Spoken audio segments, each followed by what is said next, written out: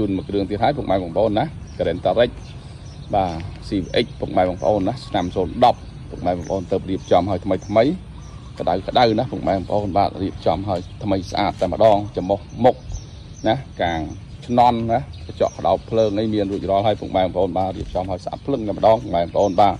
សបក4ក្របនៅថ្មីល្អពុកម៉ែបងប្អូនណា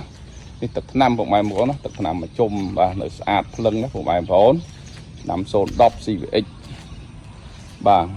រៀបចំឲ្យថ្មីស្អាតភ្លឹងតែម្ដងពុកម៉ែបងប្អូនបាទតម្រូវការ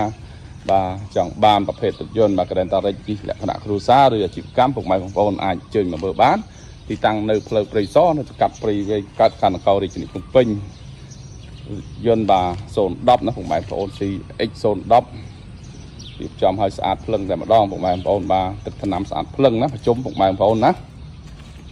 បាទពុកម៉ែបងប្អូនបានជើញទស្សនាណាខាងក្នុងពុកម៉ែបងប្អូនខ្ញុំបានធ្វើការបង្ហាញជូននេះខាងក្នុងពុកម៉ែបងប្អូនណា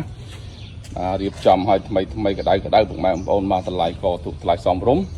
លក់ជូនក្នុងតម្លៃពិសេសកាដូពិសេសជូនពុកម៉ែបងប្អូនក្នុងការជុំបិណ្ឌខាងមុខនេះណាពុកម៉ែបងប្អូនណាគឺក្នុង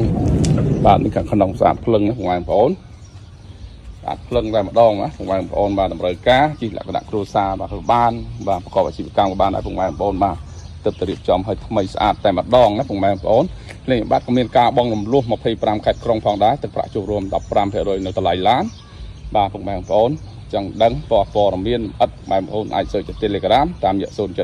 905ដើមលេខ1ណាពុកម៉ែបងប្អូនទីតាំងនៅផ្លូវព្រៃសរណាពុកម៉ែបងប្អូនបាទអរគុណពុកម៉ែបងប្អូនបាទខ្ញុំបាទធ្វើការបាទ review ខ្លីៗពុកម៉ែបងប្អូនណាពុកម៉ែបងប្អូនចង់ដឹងព័ត៌មានអាចសើច Telegram តាមរយៈ071 905ដើមលេខ1ពុកម៉ែបងប្អូនបាទអរគុណសម្រាប់ធ្វើការតាមដានវីដេអូខ្ញុំបាទសូមគ្រប់ជូនពរពុកម៉ែបងប្អូនទាំងអស់គ្នាបាទសុខភាពល្អសំណាងល្អគ្រប់ក្រុមគ្រួសារបាទសូមគ្រប់អរគុណសូមគ្រប់លា